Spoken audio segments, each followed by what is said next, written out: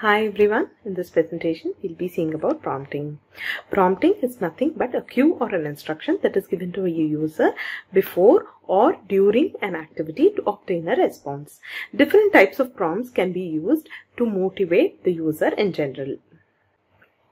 Prompts are very useful in teaching a new concept and working on the use of it. Prompts should be used judiciously as the user tends to become dependent on the prompts very easily. Whatever be the prompt that you use, model the suitable word in the conversation. Now we'll be seeing about prompting hierarchy given by Rachel Langley, who is a speech language pathologist and an AAC specialist. The prompting levels given in this hierarchy help the user to get appropriate response. The top level being the least intrusive one and the bottom level being the most intrusive one. The first one in the prompting hierarchy is expectant pause.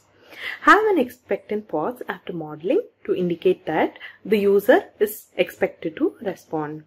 Wait for about 5 to 15 seconds. If there is no response, move on to the next level of prompting, which is indirect non-verbal visual prompts. In this level, you use body language to indicate that a response is expected from the user. For example, you can show anticipation by first looking at the user and then at the device, and then looking back at the user with raised eyebrows and tilted head or shrugging the shoulder to indicate that he or she is expected to respond at that particular point of time. Wait in this level for about 5 to 15 seconds. If there is no response, then you can move on to the next level. This level is indirect verbal prompts. In this level, you would give indirect verbal hints to the user to indicate that he or she is expected to respond. For example, you can tell the user, "Now what?" or "What should we do next?" Wait for about 10 to 15 seconds at this level. If there is no response, then move on to the next level of prompting. In this level, you request for a response. So if there is no response from the user, then you direct the user specifically. For example, you can tell the user, "Show me in Avaz, what do you want?"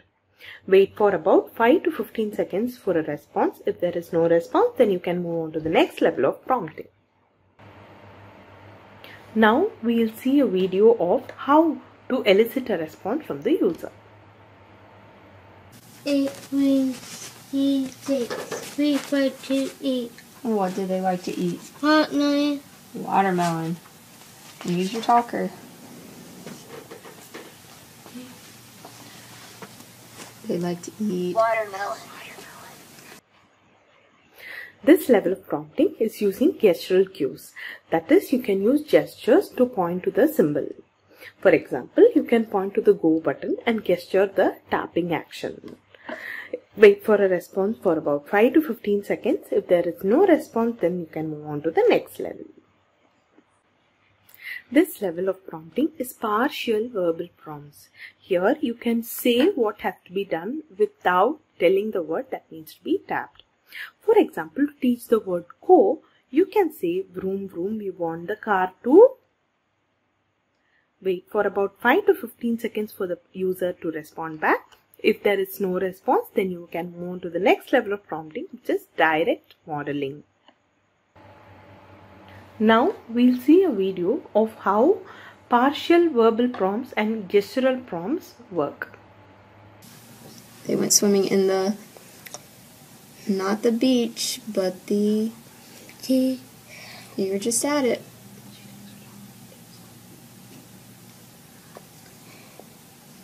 Go back to places.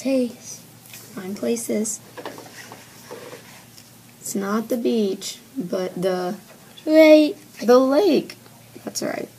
Lake. Went swimming in the lake. In this level, you directly model on the user's device. For example, while saying "we want the car to go," tap on the word "go" in the user's device. Wait for the user to copy you back and respond in the same way.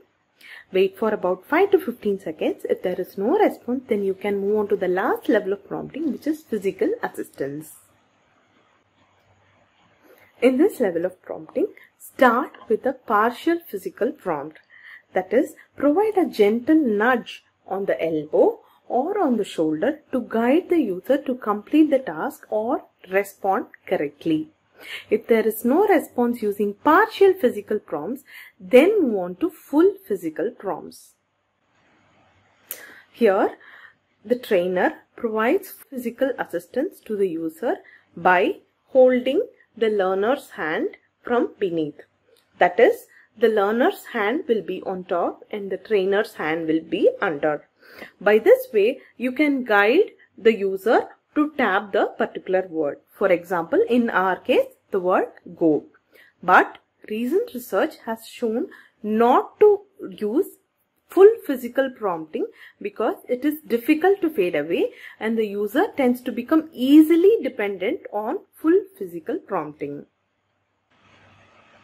So it is always best to avoid full physical prompts to the user while training. In this presentation, we will be seeing some of the do's and don'ts that we need to keep in mind while prompting.